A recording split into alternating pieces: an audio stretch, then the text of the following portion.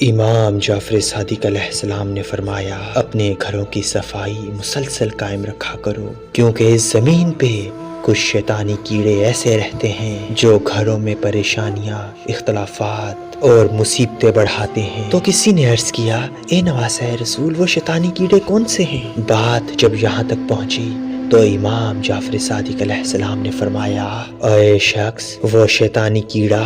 Cockroach ہے۔ یہ اس زمین پہ تب سے ہے جب سے انسان کا وجود اس زمین پہ قائم نہ تھا، اور یہ مخلوق خود کو اس زمین کا بادشاہ سمجھتے ہیں، اور اللہ نے ان کی آنکھوں میں یہ طاقت دی ہے کہ یہ جنات کو محسوس کر سکتے ہیں، دیکھ سکتے ہیں، اور ہر قسم کے ماحول میں زندہ رہ سکتے ہیں۔ لیکن افسوس، یہ شیطان کو اپنا دوست سمجھتے ہیں اور انسان کو دشمن، کیونکہ انسان کو اشرف المخلوقات کا لقب ملنے کے بعد یہ خلقت یہ سمجھتی ہے کہ اس کے حقدار تو ہم ہیں، کیونکہ اس زمین پہ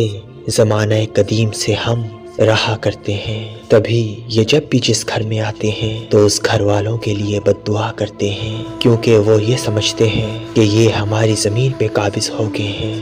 اور یوں گھر میں اختلافات، جھگڑے اور پریشانیاں بڑھتی ہیں۔ یہ وہ خلقت ہے جو کپڑوں پہ لگی ہوئی میل کو بھی کھا جاتا ہے، اور اگر اس کا سر تن سے جدا بھی کیا جائے تب بھی کچھ دنوں تک زندہ رہ سکتا ہے۔ تو اس شخص نے عرض کیا، اے نواسہ رسول، ایسا کیا کریں کہ کاکروچ گھر میں نہ آئیں؟ تو امام جعفر صادق علیہ السلام نے فرمایا، روز گھر کی صفائی کیا کرو، میلے کپڑے جلدی دھو لیا کرو، کھانے پینے کا سامان ڈھانپ کے رکھا کرو، اور کوشش کیا کرو جب بھی گھر میں داخل ہو تو سلام کرنے میں پہل کرو، چاہے گھر میں کوئی ہو یا نہ ہو، لیکن تمہارے سلام کرنے سے وہ نحس مخلوقات جو گھر میں اختلافات پیدا کرنے کے لیے موجود ہوتے ہیں، وہ اللہ کے کرم سے گھر سے بھاگ جاتے ہیں، وہ اللہ کے کرم سے گھر سے بھاگ جاتے ہیں۔